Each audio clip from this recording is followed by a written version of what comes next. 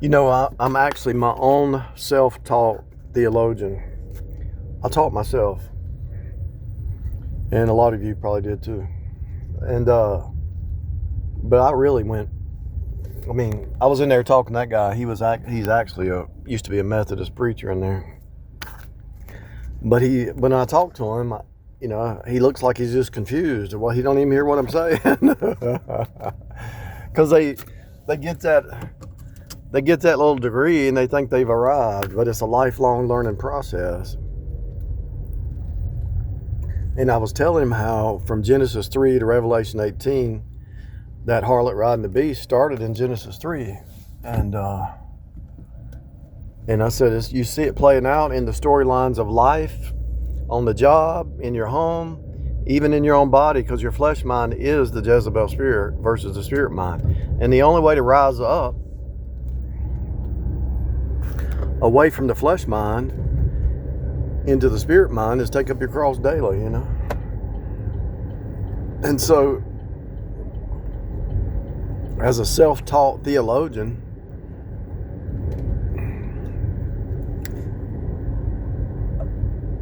I'm going to give you some advice that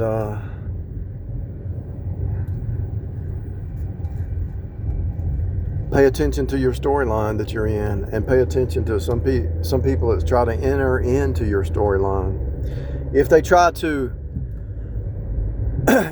to force their way into your storyline, there's a reason. Especially if you're in peace and you're free and you're going about your business and all that. They think they're doing it, but it's really not them. It's the devil in them, obsessed over you, trying to steal, kill, and destroy, right? The obsession is the devil. And they see that you have freedom in Christ and you're in free. They hate your freedom. And when you're free, they try to steal your freedom.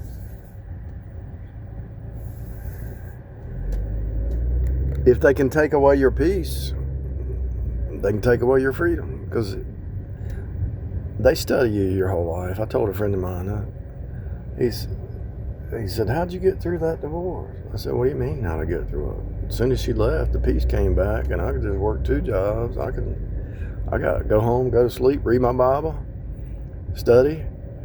I had peace again. I let her in and she destroyed my peace, So if the devil sends an agent into your world, the litmus test is peace. If they try to take away your peace, if they try to change you, take away your peace, take away your free will, these are demons. If a demon is trying to take away your free will, if a narcissistic, Jezebel, psychopathic demon is trying to take away your free will, run. You don't really have to run. The Lord will fight for you and you shall hold your peace. You can just stand firm. You just stand firm and say, nope, it ain't going to happen. Well, you don't love me. What are you talking about? I'm telling you, yeah, I do. I love God. God's will versus my will. God's will versus your will. Take away my free will. You're fighting a battle you will never win. You're fighting a battle that you will never, ever win. Trying to take away my free will. It ain't gonna happen. I don't try to take away your free will. And that's what's weird is when Jezebel makes a comment, you say, okay, if that's what you want, bye. And you try to let them go. They don't want to go. That was just a manipulation tactic, They think you don't see them, but you've already played with the same spirit your whole life. You played the game with the same spirit, and deep down, they don't even know that the devil's using them to try to get you in bitterness and unforgiveness and living in the past, and get you to wish that the grass was greener on the other side, and all kinds of junk. The devil plays a multi-level chess game, That's actually not even what I wanted to talk about. I kind of got sidebarred on that one. A sidebar.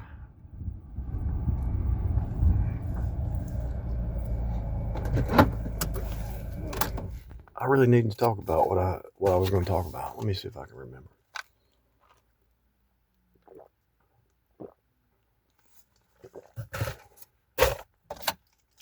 I never watched that movie where the guy walked across the country. I never saw that movie. I didn't really like that actor. And so I don't even know what the movie's about, but I can guess what the movie's about. I never even studied it at all, but I can guess what it's about. He went on a journey probably to clear his mind or whatever. And he started to have followers, and they thought he was some guru at the end probably. And he looked back. I saw one scene about it, and they were disappointed. Follow Jesus. Run to Jesus. Become your own guru. But sometimes you need a guru for a while to push you to the next level.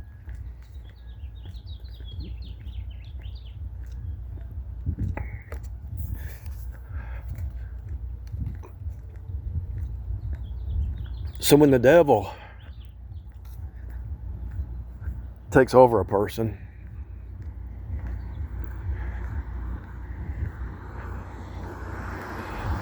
that wants to steal, kill, and destroy, right?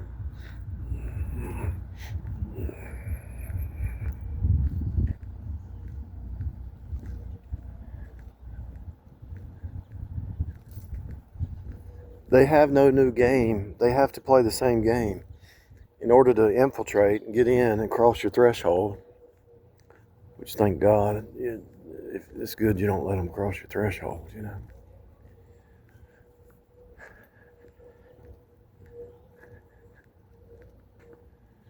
They have to play the same game, and so you see the scripts from Genesis to Revelation playing out. And if it's nothing but the flesh, the world, and the pride of life, and if it's false teaching and false doctrine and spiritually twisted scriptures and stuff, you know what it is.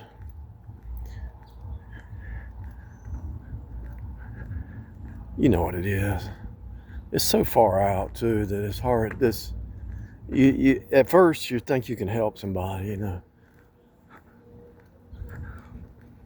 This really happened, It's somebody calls you and says, "Well, I think the devil was the wife of God," and I'm like, "Where did this doctrine come from? What kind of satanic cult is this? What cult is this from?" And over time, you're like, maybe you can teach the person, but they don't want to be taught. They have their own agenda and their own will. And it's to deceive you and to try to get you into false teaching. But when you're your own self-taught theologian, rightly dividing the word to the hilt, and you come across all these cults and occults and all these false prophets and false teachers, you rightly divide it your whole life.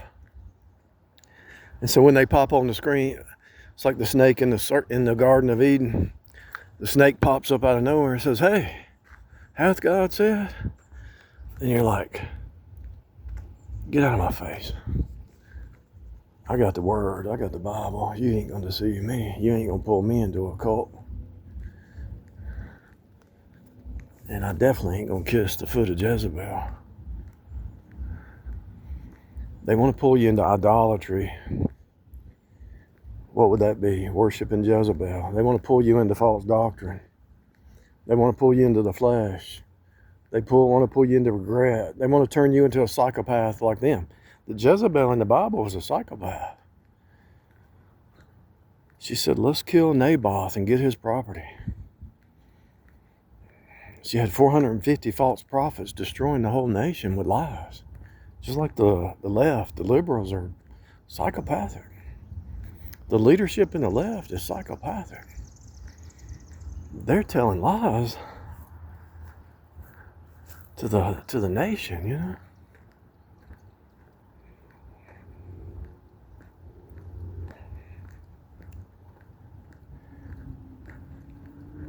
And if somebody's lying to you, they're a murderer deep down. And if they're master manipulators, which is nothing but lies, they're a murderer.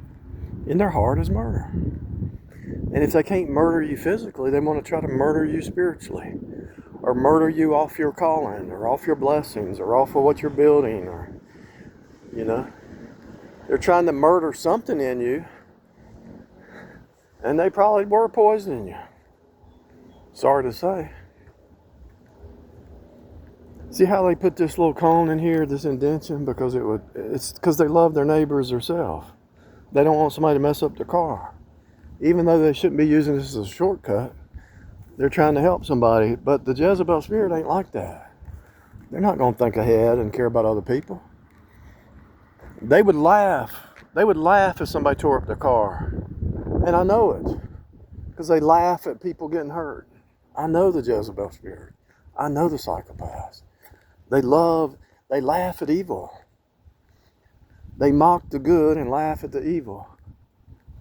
For some reason, this is like deja vu. I know I walk here sometime, but I feel like it's something deja vu in the past.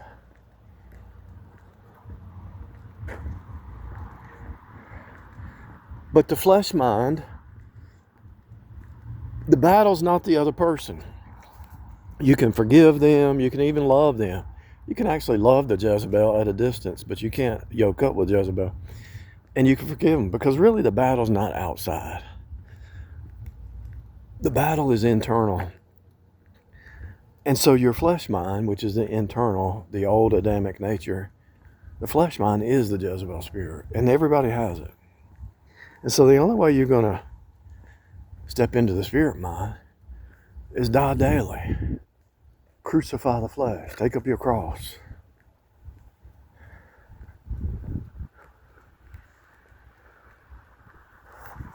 I just got my answer. Like that lady, I don't know, lady, girl, teenager, whatever.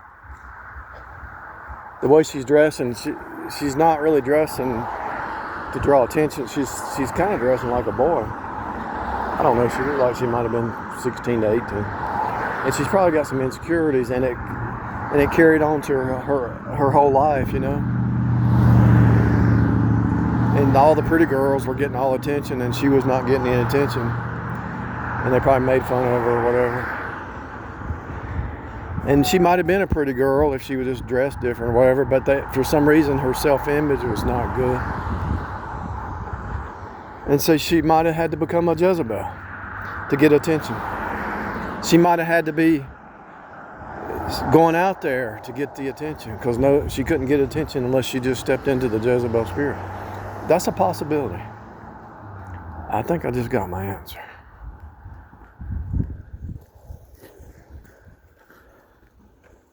I think I just got my answer. Because I was wondering, where does that Jezebel spirit start from? Where does it start? Does it start in the home? Does it start in the womb? Does it start when they reject the truth? God would have all men to be saved and come to the knowledge of the truth. That's New Testament. He does not want anybody to perish. But some people, and he knew this before the foundation of the world, some people will reject the truth.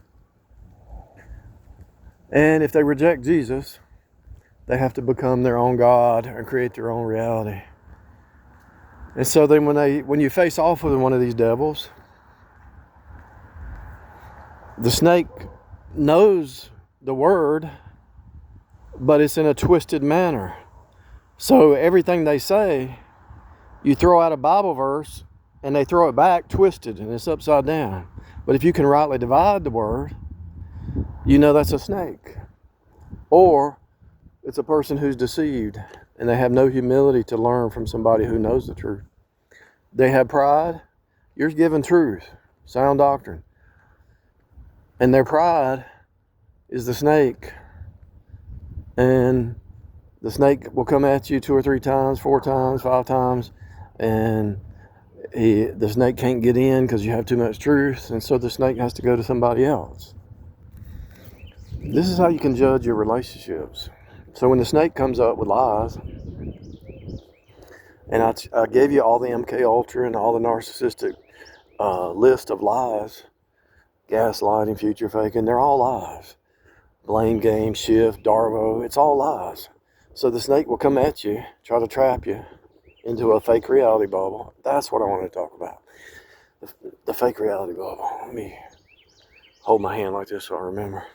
So when the snake comes at you with all these lies, and you keep defeating all the lies with absolute truth, they have to leave you and go to another one. So that whoredom spirit has to go somewhere else because it can't penetrate you. That psychopathic spirit has to go get another prey. That is the root of the psychopaths.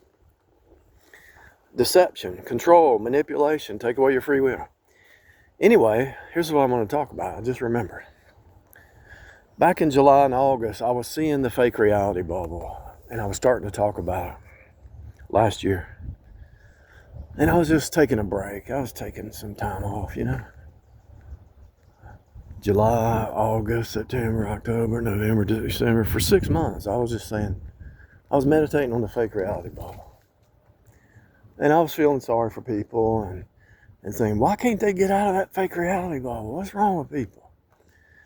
And I was just mad because people couldn't break the culture lie. They couldn't break their bloodline, their family lies, and they couldn't break the legalistic church lie, and they couldn't break their Jehovah's Witness lies or their whatever cult they were in, the Pentecostal lie. It's like when I was married to a Pentecostal, I wanted to shake her and say, wake up, you're believing a lie. But she was so comfortable in the lie that she was never going to leave it. She was so comfortable with the mother-in-law's queen bee lie, fake reality, she would never leave it. It was too much comfort. And so I was just sitting there meditating on all these lies that are fake reality bubbles, like, what's her name? Wanda the witch. She had a fake bubble and she was pulling people into the fake reality, right? And I was thinking, why don't they escape? It's so easy. They can't see it. What's wrong? And then about 6 months into it, thinking about the fake reality bubble of Genesis 3, had somebody try to pull me into one. And the struggle, so I'm here, you got somebody over here trying to pull me into their fake reality bubble, and the struggle, and it looked like a very comfortable, happy, pleasant, wonderful, the picture looked perfect. But the more they talked, the more the actions didn't line up with the words, I realized it was fake. So you step into it for a minute, and you look back and you say, I'm going back to where I came from. But the pull is so strong. So here's what happened. God allowed me to step a little bit in. So here's the line. Here's reality. Here's fake reality. God allowed me to step into this fake reality bubble for a minute and to see how hard it is for people to step back in truth. And so that's what the narcissist does. That's what the Jezebel does. That's what the psychopath does. So I had to go through the struggles, right? And I thought, something don't sound right. Let me bring in some saints. Let me talk to this pastor. Let me talk to this pastor. Let me talk to this coworker. Let me talk to my friend online. Let me talk to my born again sisters and see what they say. And they said, nah, that ain't right. Everybody says, nah, that ain't right. So I crossed the line into that bubble, just not completely. I just stepped into it. It's kind of like, if somebody gives you a drink or something, or some food, and you put it in your tongue and taste it, you taste it, and you say, that ain't right. And they put some spices on it or something, and you taste it. Something ain't right. Yeah, that tastes kind of good, but something ain't right. Is this food spoiled? Somebody gives you some spoiled food and sprinkles some some salt and pepper and some kind of spice. There's a green house with a closed-in porch. And there's a back porch closed in. And as I'm talking about this, that's the fake reality bubble. Actually, the thing I'm talking about, I'm actually looking at right now. I didn't plan this. I just started talking about the fake reality bubble. So let's say you go into that house and you see something's not right. So your house is over here and somebody's trying to pull you into this domain. And you say, it looks good, sounds good, it smells good, it's clean, it's neat.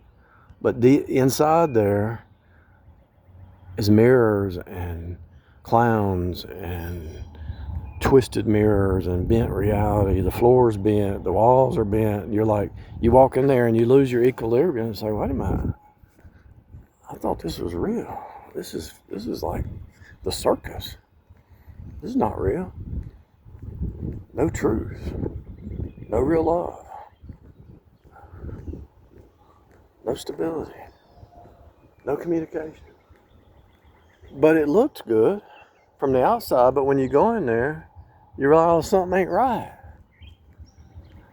And so when you taste that food that's been put a lot of spices on it, it kind of hides the fact that the food is spoiled. And so the spoiled food, eventually the taste is so bad, you have to not eat, you have to spit the food out. Right? And so if somebody says, this is your house, and you go in that house, you say, no, this ain't the way I look. No, this ain't my domain. Let me wake up and go back to my house. This is not my, a lot of things that you have to go through in life are the fake reality bubble. But you have to go through some experiences to have compassion on people. So here's the thing. So there's a lot of people in culture lies, bloodline lies, church lies, cults and isms, false doctrines. They're in these fake bubbles that feel good. It's comfortable. It's got a bed. It's got air conditioning. It's got some heat. But actually it's not real. And if you do step into it, you'll start to see the bad stuff you didn't see before. It looks good till you actually step into it, and then it looks bad. And you say, what did I do? And then when you want to escape, if you put both feet into the fake reality bubble, you're going to suffer some loss, And because you've done it before, you know that you only, when you got a bath water, right?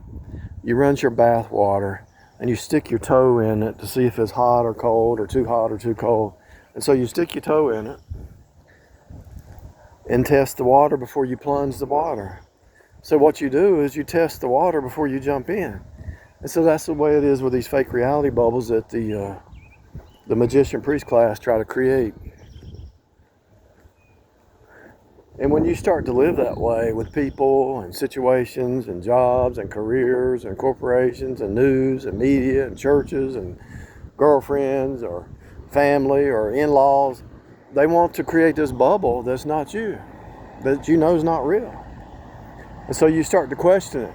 And so God allowed, because I was scratching my head, I was thinking, how come people believe these lies? And so God had to give me a 3D experience to show how strong the pull is and how he loves people, even if they fall into the lies of the devil. Because if you think about how the devil deceives people, he's not going to deceive a person with, the devil's not going to deceive people with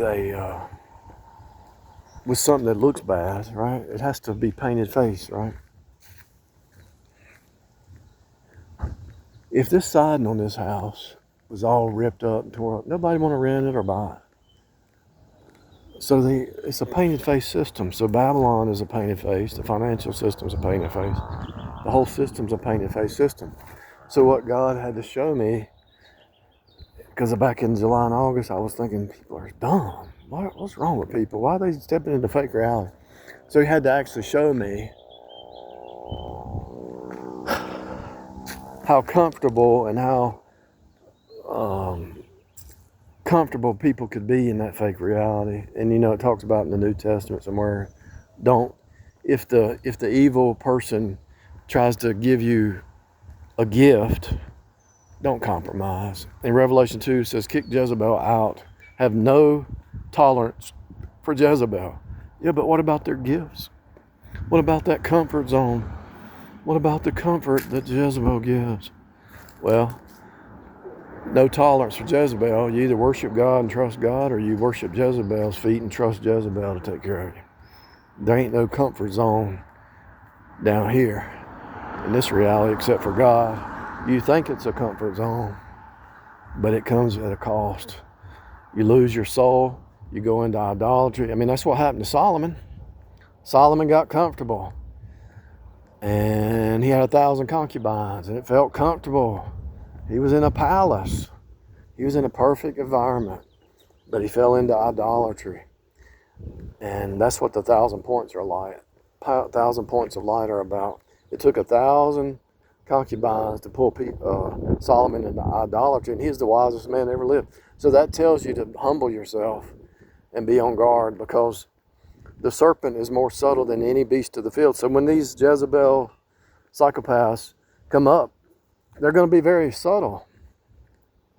And if you don't know your Bible,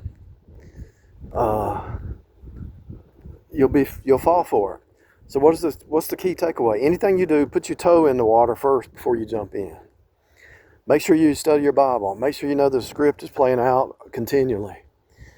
And so have compassion on people who are ignorant. Have compassion on the Jezebel. She's just demon possessed. She thinks that the psychopathic way.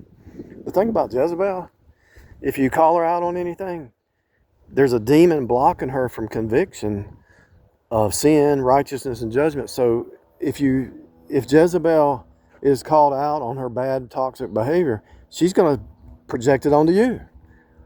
You could be kind as all get out, but she's evil and she's toxic, and you call her out on her toxic. I only did it because of you. No, I didn't. What are you talking about? You did it because of you. And so this toxic behavior, you have to step away from. See, there's a multi-level game here. I could do 100 videos on this. So the devil wants to see if you're going to take abuse. Do you love yourself? Love your neighbors yourself. If you don't love yourself, you're going to let Jezebel abuse you. And when you start to put the boundaries up, say, I'm not putting up with your drama, your lies, your gaslighting, your cheating, all that. You're not tolerated anymore. I see you, devil. I see you, snake. But you got to be like Jesus. Jesus said, it is written, it is written, it is written. He's not mad. When he's talking to the devil, he's not mad. He didn't lose his cool. He stayed calm.